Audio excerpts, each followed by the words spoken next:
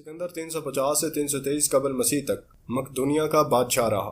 اس نے ارسطو جیسے استاد کی صحبت پائی۔ کم عمری میں ہی یونان کی شہری ریاستوں کے ساتھ مصر اور فارس تک فتح حاصل کر لی۔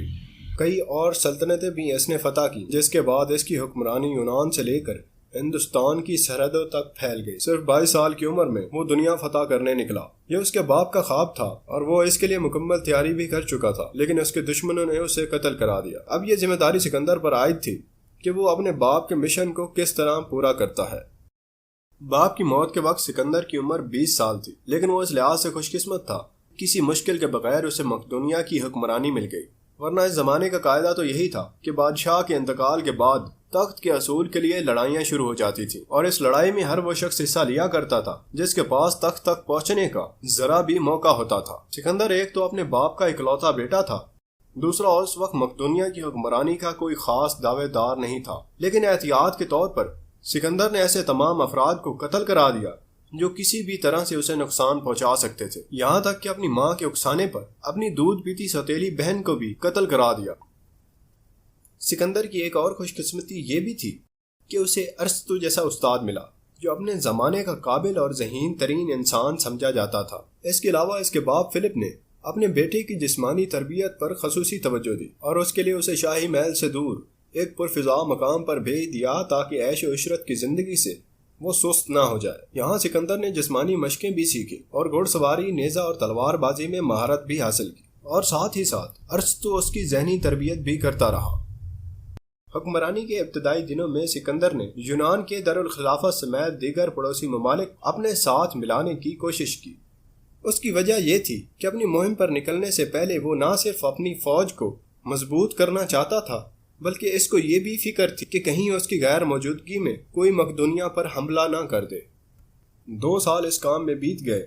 اس دوران کچھ علاقوں کو تو اس نے تلوار کے زور پر فتح کر لیا اور کچھ مقابلہ کیے بغیر ہی اس کے ساتھ مل گئے۔ شمال اور مغرب کی جانب سے کسی حد تک مطمئن ہو جانے کے بعد سکندر نے مشرق کی جانب نظر ڈالی تو اسے ایران کی وسیع و عریض سلطنت دکھائی دی۔ بحیرہ روم سے ہندوستان تک پھیلی اس سلطنت کا رقبہ لاکھوں میل تھا۔ اس میں دریا بھی تھے، پہاڑ بھی تھے، صحرا بھی تھے اور جھیلیں بھی تھیں۔ غرض یہاں وہ سب کچھ موجود تھا جو کسی بھی علاقے کو خوشحال بنانے کے لیے ضروری ہے۔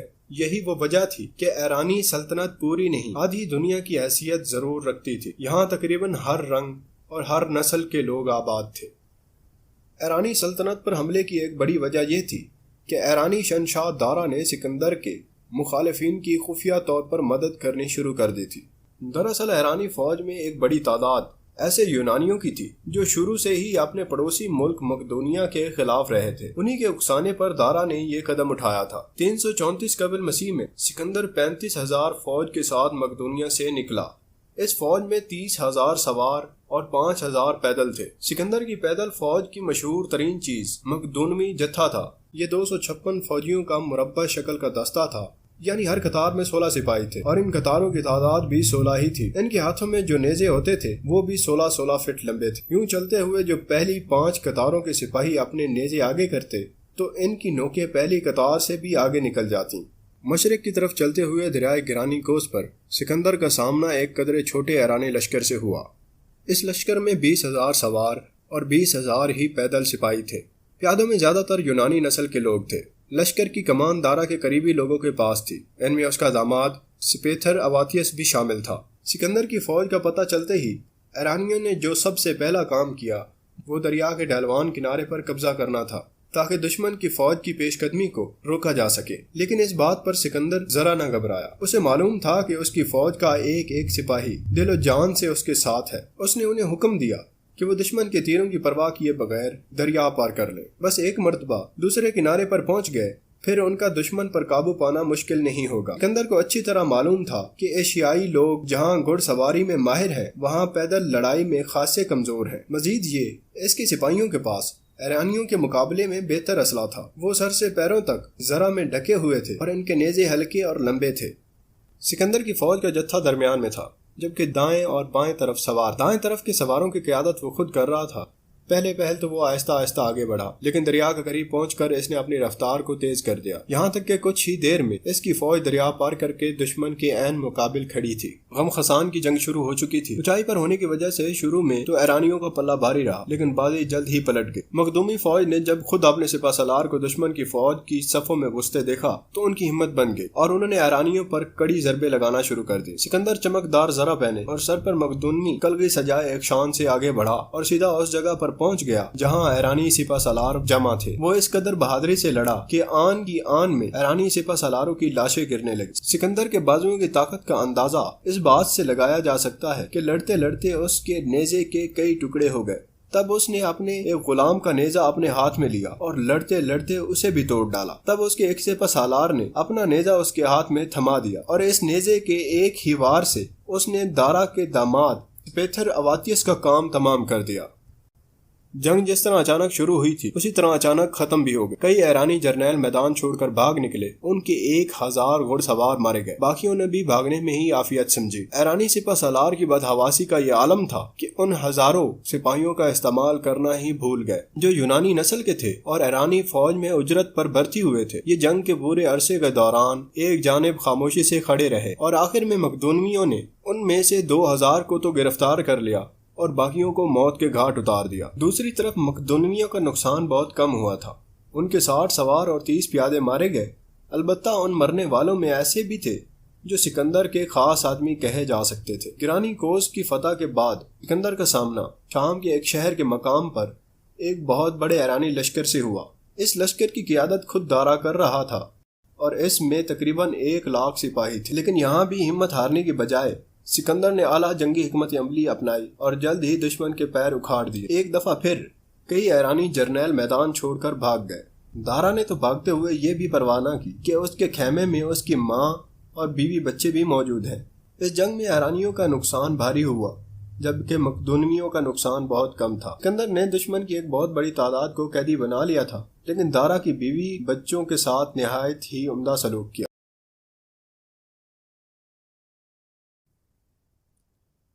اب سکندر کا اگلا ہدف مصر تھا۔ اس کے راستے میں چند ایک ایسے علاقے تھے جو اس سے مقابلہ کرنے پر تیار تھے۔ ان میں پہلا شہر سور تھا۔ سور والوں کو جب پتہ چلا کہ سکندر ان کی طرف بڑھ رہا ہے تو وہ اپنے قلعے میں محصور ہو گئے۔ سور ایک جزیرہ تھا، یعنی اس کے چاروں اطراف میں پانی تھا۔ یہ دیکھتے ہوئے سکندر نے ایک بہت بڑا بیڑا تیار کرنے کا حکم دیا اور اس کے بعد قلعے پر حلہ بول دیا۔ چند ہی دنوں میں یہ اہم شہر بھی فتح ہو گیا تھا۔ سور شہر کے محاصرے کے دوران سکندر کو دارا کا پیغام ملا جس میں اس نے لکھا تھا کہ وہ اس کی بیوی اور بچوں کو چھوڑ دے، اس کے بدلے میں اسے آدھی ایرانی سلطنت دے دی جائے گی۔ یہ پیغام سن کر سکندر کا خاص آدمی پارمینیو کہنے لگا کہ اگر میں سکندر ہوتا تو اس کی یہ پیشکش قبول کر لیتا۔ اس پر سکندر بہت خفا ہوا اور کہنے لگا اگر سکندر پارمینیو ہوتا تو وہ بھی ایسے ہی کرتا۔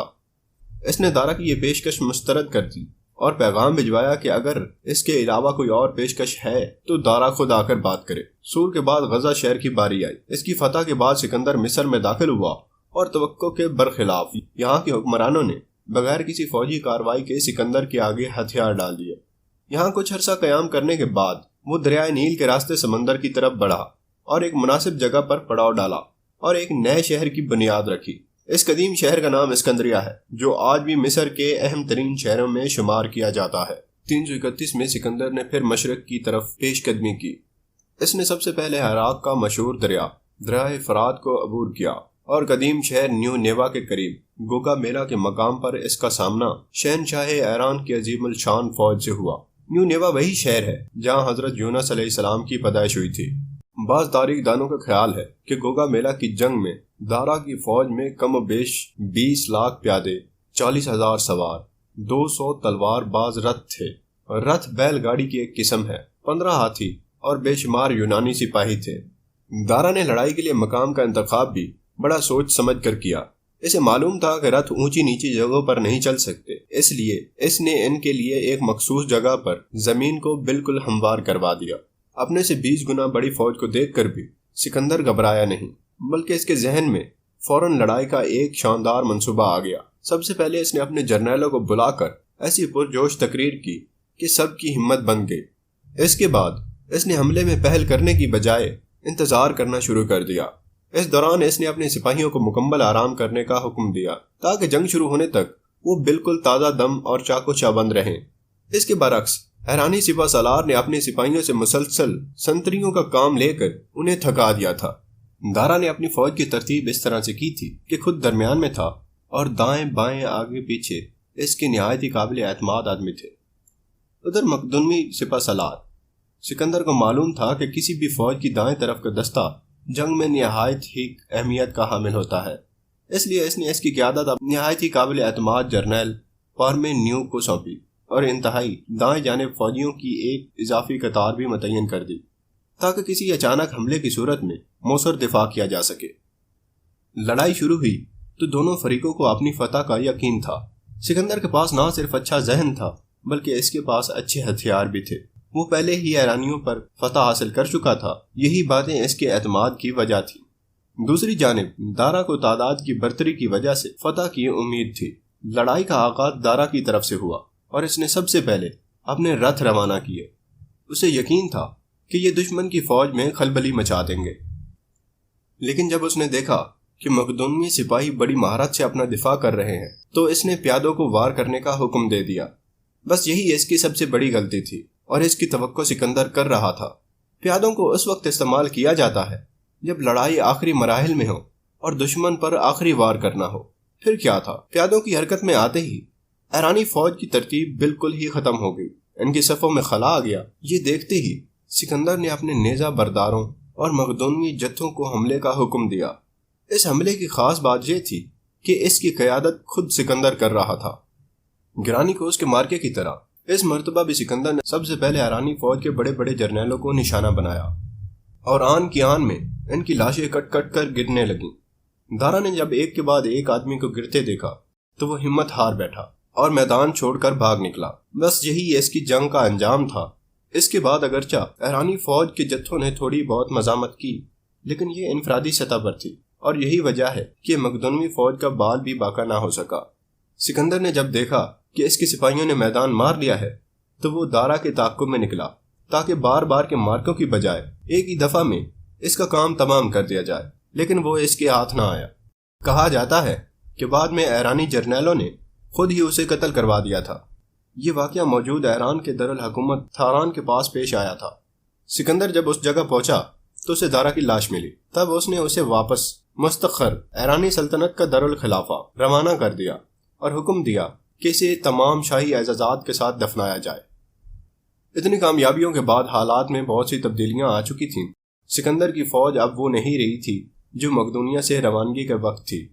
اس کی قوت میں بے پناہ اضافہ ہو چکا تھا۔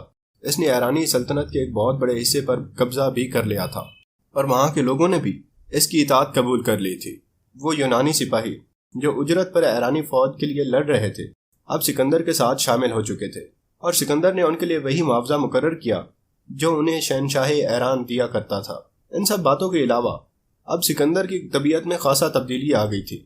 اس کے احساس خودداری میں اس حد تک اضافہ ہو چکا تھا کہ وہ اپنے آپ کو یونانی دیوتا زیوس کی اولاد سمجھنے لگا تھا اور اپنے خلاف کوئی بات نہیں سن سکتا تھا۔ یہی وجہ ہے کہ جب اس کے قریبی دوست لکی تیوس نے اس کو دیوتا ماننے سے انکار کر دیا تو غصے کے عالم میں سکندر نے اپنا نیزہ اس کے پیٹ میں کھونک دیا اور اسے مار ڈالا۔